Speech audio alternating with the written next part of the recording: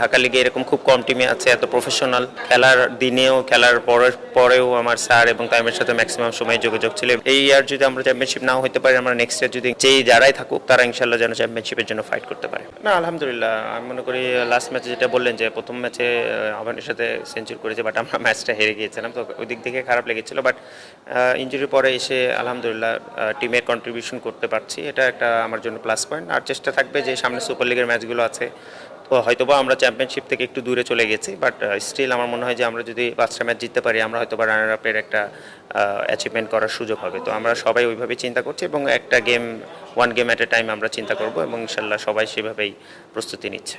না, এটাই তো আমাদের কাজ, এটা তো বিং এ প্রফেশনাল। আপনাকে স্বাভাবিক যেখান থেকে আপনি শেষ করেছেন ভালোভাবে ওখানে আবার কিভাবে আসতে পারেন।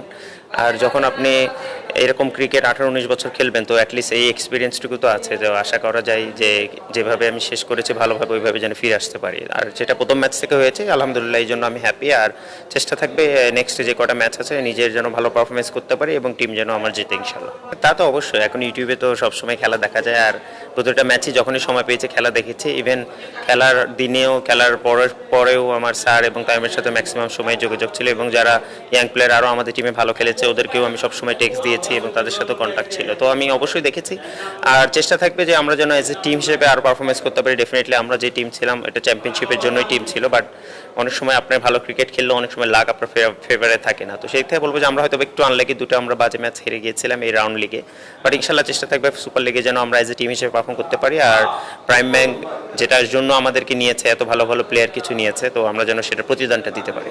এক্সপিরিয়েন্স যদি পুরো আমাকে এক কথায় বলতে পারেন, আমি মনে করি অসাধারণ। কারণ খুব ঢাকা লিগে এরকম খুব কম টিমে আছে এত প্রফেশনাল, এবং যেখানে এক্সট্রা কোনো বার্ডেন বা এক্সট্রা কোনো চাপ নেই কোনো অফিসিয়ালস থেকে।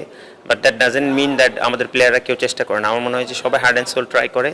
আর তানজিল ভাই স্পেশালি, এবং এখানে আমাদের টিমের সাথে কঙ্কন ভাই আছে, আমি দুইজনকে অবশ্যই অনেক থ্যাঙ্কস দিব, কারণ তারা যেভাবে টিমটাকে চালিয়ে যাচ্ছেন, আর এখানে যারা ম্যানেজমেন্ট সাপোর্ট স্টাফ, কোচিং আর স্টাফ আছেন, তো আমি মনে করি যে অবশ্যই এটা একটা অনেক সুন্দর একটা এনভায়রনমেন্ট। যেটা আমি বললাম যে ডিপিএলে খুবই সচরাচর এরকম এনভায়রনমেন্ট দেখা যায় না। তো আমি মনে করি প্রাইম ব্যাংক অবশ্যই একটা এক্সাম্পল এই ডিপিএলে স্পেশালি।